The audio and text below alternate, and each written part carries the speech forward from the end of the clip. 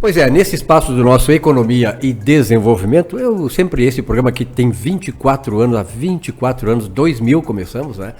E nessa trajetória toda de 24 anos, 2 décadas e meia praticamente, nós fizemos deste programa também não só a forma de levar informação, levar bom conteúdo importante para vocês, mas também de fazer amigos.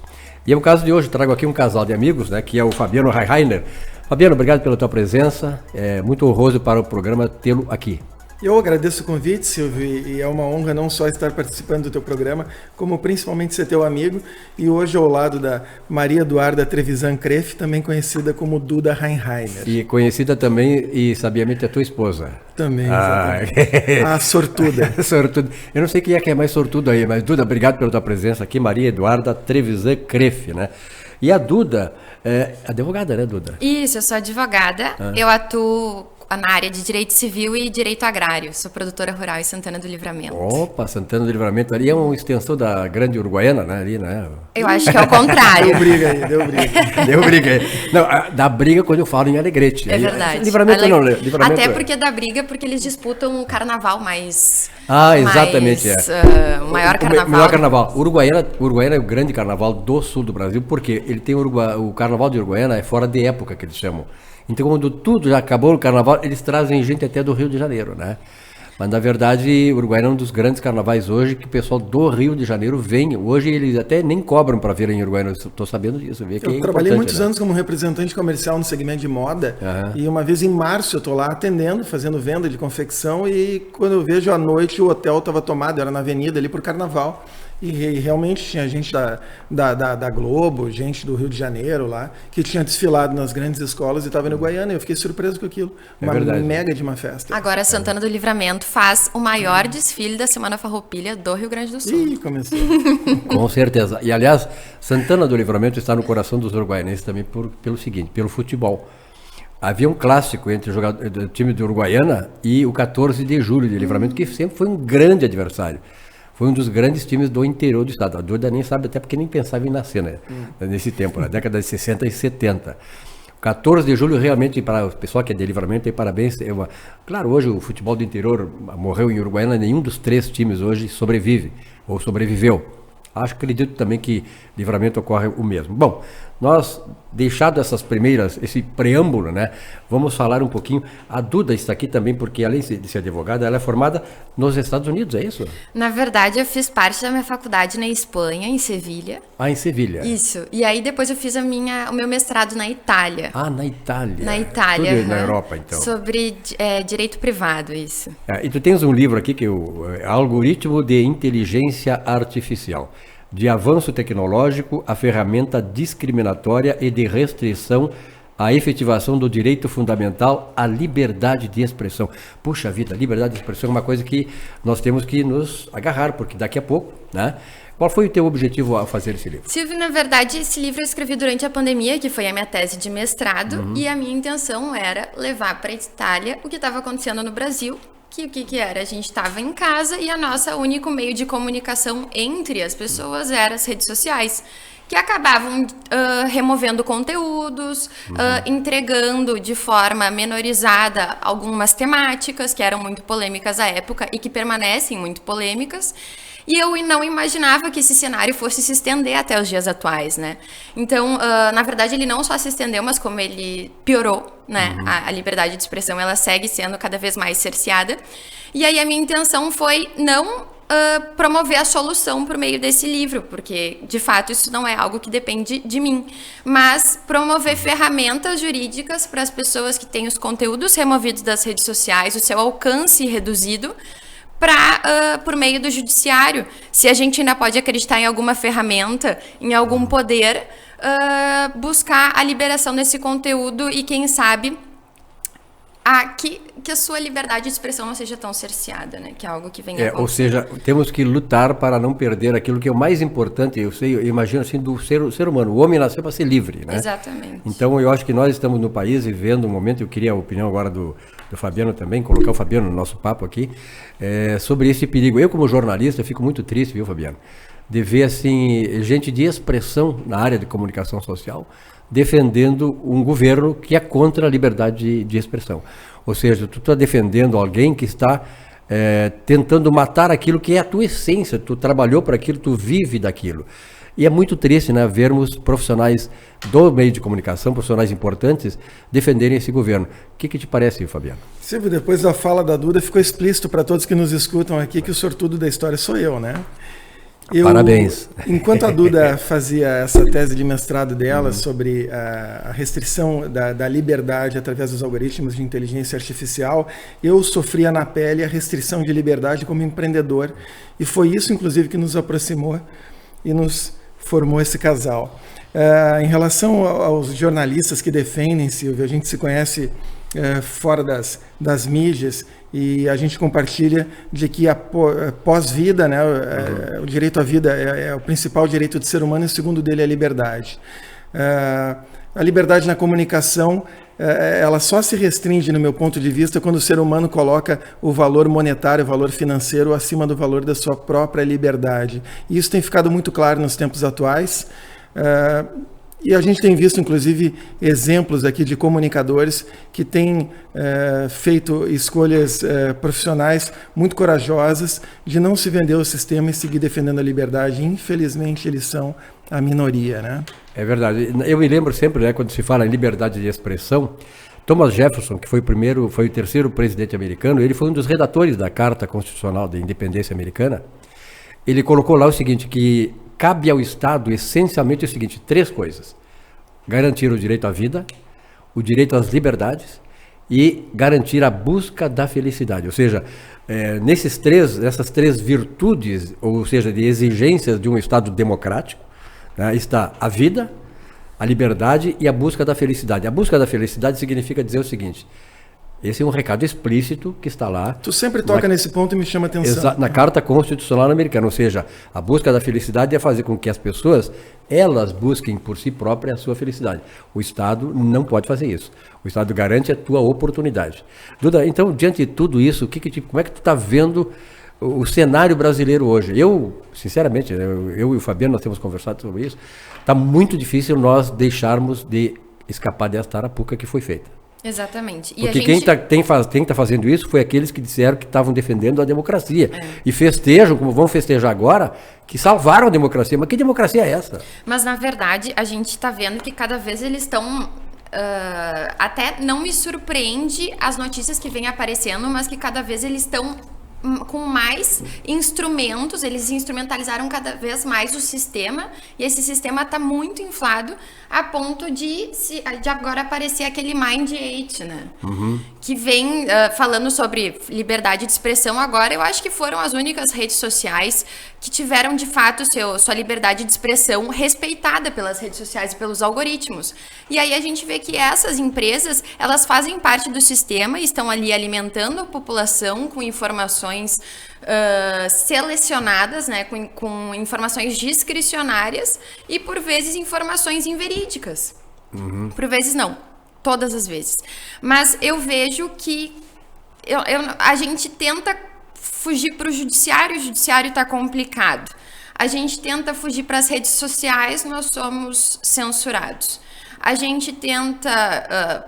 a gente viu até pessoas em locais privados, como clubes, conversando na roda de amigos sobre determinados temas, as pessoas estão respondendo o processo.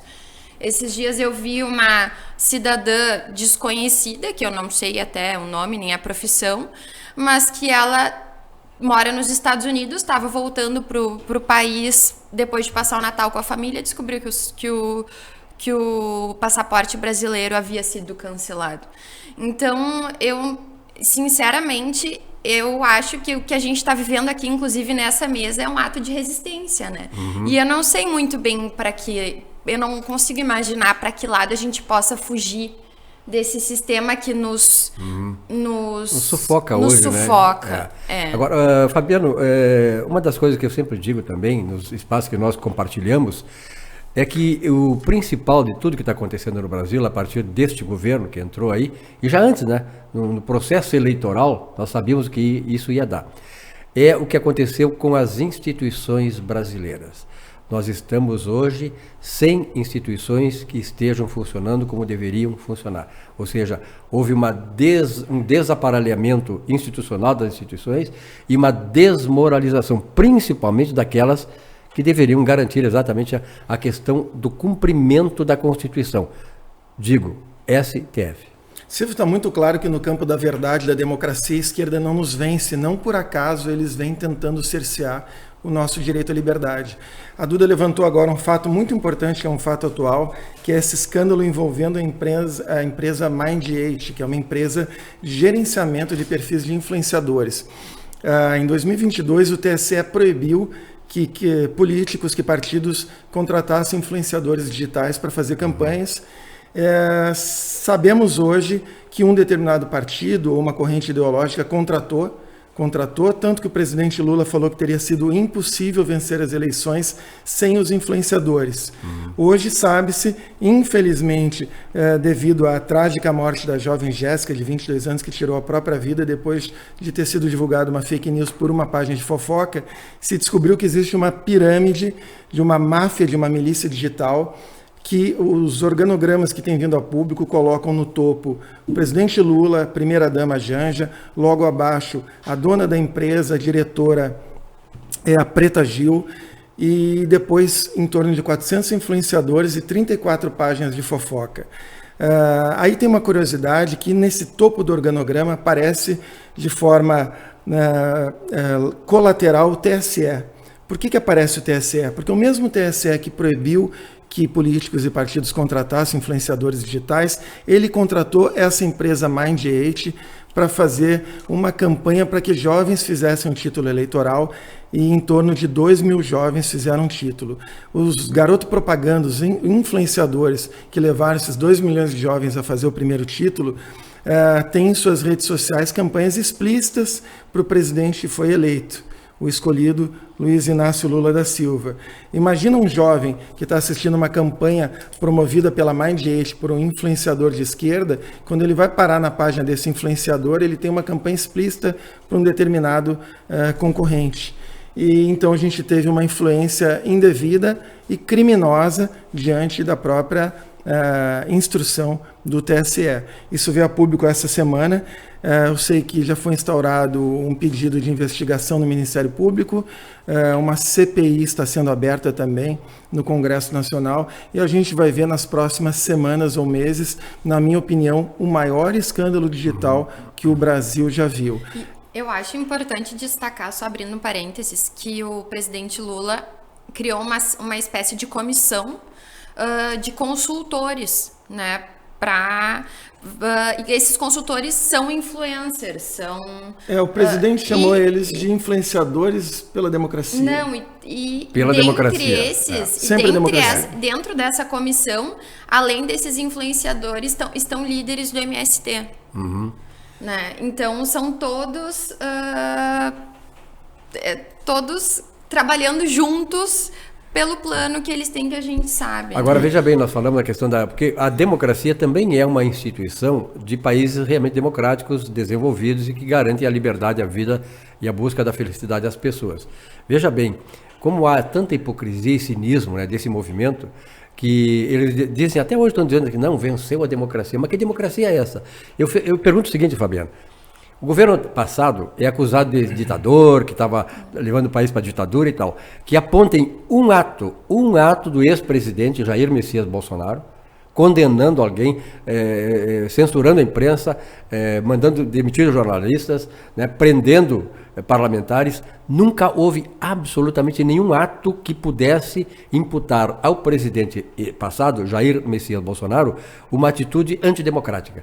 E, no entanto, isso que é muito surreal, né? Os caras falam em democracia, quando eles estão implantando a ditadura. Me apontem um exilado político, ou como tu bem disse, um jornalista perseguido. Né? A gente sabe que hoje rolam listas aí, quem detém a chave do cofre e que despeja patrocínio com dinheiro público, escolhe quais jornalistas jornalistas podem ou não estar à frente do microfone.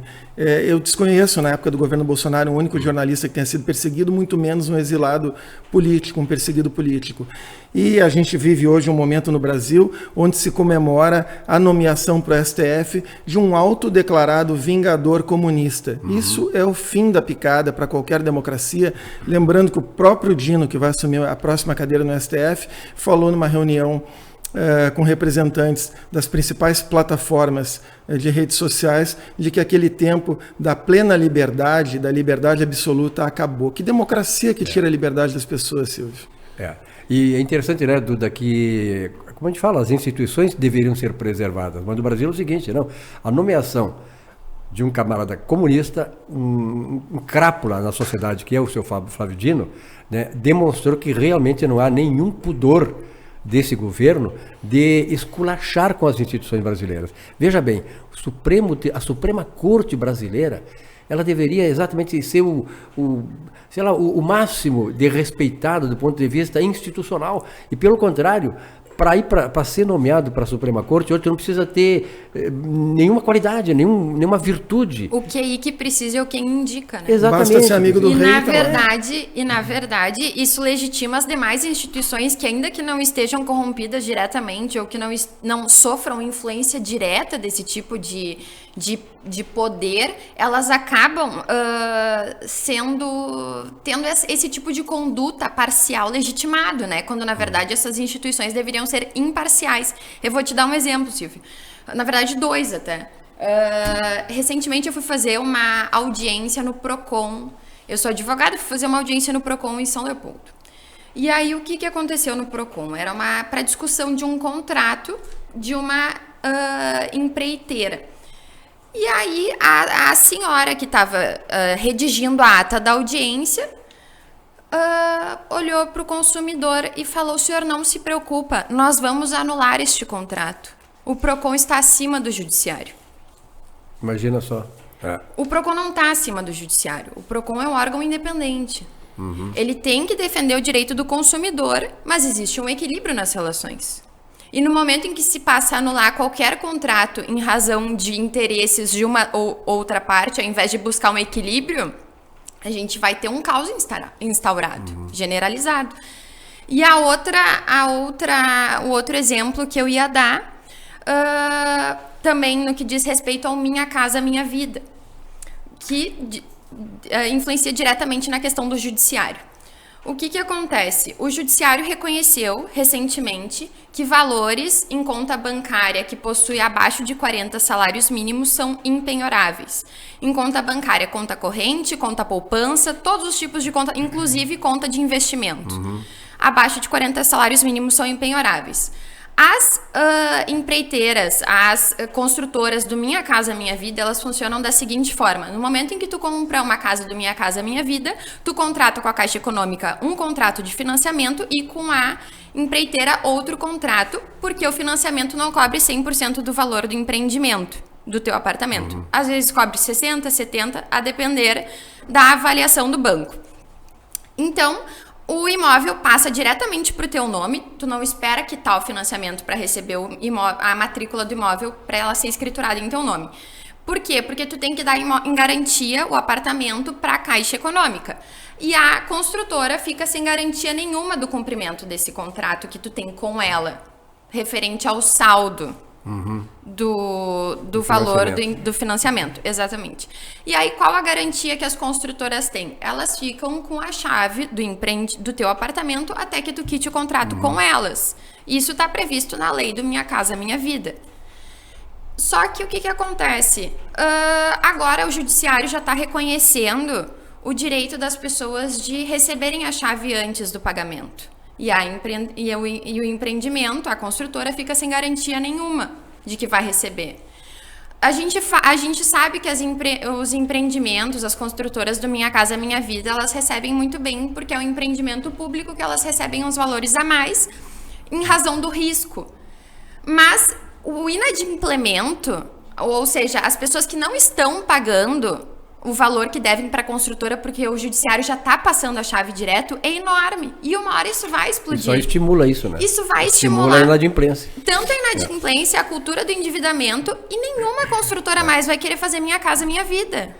Isso mata, de morte matada, como se diz, os contratos, que uma economia, uma sociedade Exato. livre e democrática, ela vive à base da segurança contratual. É isso? E as pessoas que aderem a esse tipo de contrato, Minha Casa Minha Vida, elas já têm condições financeiras talvez inferiores. Então elas não vão ter mais, em regra, mais de 40 salários mínimos em conta bancária. Então a gente nunca vai conseguir receber este valor. Com certeza. Fabiano, dentro de tudo isso que nós conversamos e tal, né? Eu assim fico pensando, a gente que sonhou tanto, a minha geração, né? A minha geração lá dos anos, sou de 51, mas essa geração que passou aquela década de 60, chamaram aquilo tudo de ditadura militar, que na verdade foi, naquele tempo, as Forças Armadas evitaram que acontecesse lá em 64, que aconteceu agora aqui. E é por isso que eu digo assim, aqui tem gente nas Forças Armadas que dizem que lavaram as mãos porque não queriam repetir o que aconteceu em 64. Pura covardia. Porque hoje, o que aconteceu hoje aqui no Brasil, está hoje dando razão, justificando a Revolução de 64, porque lá nós não permitimos e agora estamos permitindo. Então é uma vergonha integrantes das Forças Armadas abrirem mão de defender a sua pátria e entregar de mão beijada para os comunistas que trabalharam durante tanto tempo para desmoralizar as Forças Armadas. Esta era a hora das Forças Armadas reafirmar o valor delas e o amor pelo Brasil, que já vinha lá desde 1964. E eu fico pensando, né, Fabiano, dentro de todas essas coisas, o que fazer? Qual a saída? Nós estamos num brete que nós não sei se podemos ter a volta, ou seja, vamos mergulhar numa ditadura, numa tirania que não sei se tem paralelo na história. Quem poderia imaginar que as instituições brasileiras iam se tornar menores do que um ex-presidiário condenado por 10 juízes, com pena reafirmada e aumentada por instâncias superiores? Prestando continência para ele. Quem poderia imaginar? É o tamanho que eles se colocaram. Agora, o que me traz esperança, eu acredito que a gente não vai sucumbir ao comunismo, à tirania, Silvio, é que eu acredito de fato que a maioria da população brasileira defende os valores que nós defendemos, defendem a pátria, defendem acima de tudo a liberdade. Sobretudo a liberdade. A gente viu no primeiro ano de governo Lula um governo que usou a máquina pública, assim como fez no governo Lula 1 e 2, foi um recordista no ano de 2023 em liberação de emendas, liberou mais emendas do que os 4 anos do governo Bolsonaro e nem assim conseguiu ter o Congresso na mão. A opinião pública, ela começou o ano de 2023, esse primeiro ano do governo Lula, com medo pela repressão, e ela foi criando coragem ao longo do ano e se expondo. E a gente fechou um ano impedindo, por exemplo, que o PL 2630, o PL da censura, fosse votado. E o governo está acuado nesse momento. Eu não sei de onde ele vai tirar ferramentas para conseguir comprar o apoio do Congresso, coisa que ele não conseguiu fazer com esse recorde de emendas em 2023, e acredito que ele vá se socorrer no STF, tentando legislar pelo Judiciário e não pelo Legislativo. Isso vai colocar o Brasil num impasse e eu acredito que o povo brasileiro vai fazer sua parte, já entendeu qual é o caminho são as ruas e o povo vai voltar às ruas. Eu espero que a gente não precise sofrer, não precise aprender na dor. A gente teve aí 4 anos para aprender no amor. Eles dizem que o amor é agora, né? O amor foi o que eu vivi nos últimos 4 anos, onde o respeito e a liberdade eram respeitados acima de tudo. Eu espero que o brasileiro não tenha que sofrer para aprender na dor a lutar pela sua liberdade. Ainda há esperança, então, né? Maria Eduarda, onde é que o pessoal pode adquirir o teu livro? O livro está à disposição na Amazon. E pode me chamar no Instagram. Meu nome é complicado, mas é Duda T. Crefe, igual o Duda Crefe do Grêmio. KROEFF. Grande nosso patrono, Pronto, né? agora já ganhou o seu. Ah, patrono. Igual do da Crefe do Grêmio. É verdade. Então podem me chamar lá, que aí a gente verifica o frete, enfim. Olha, muito obrigado ao casal aqui, o Fabiano, a Maria Eduarda. É importante que nós tenhamos aí aberto esse canal aqui, né, o Fabiano? Porque a gente são pessoas simples, nós somos pessoas simples, né? Mas temos amor a este Brasil. E isso que move, digamos assim, os heróis.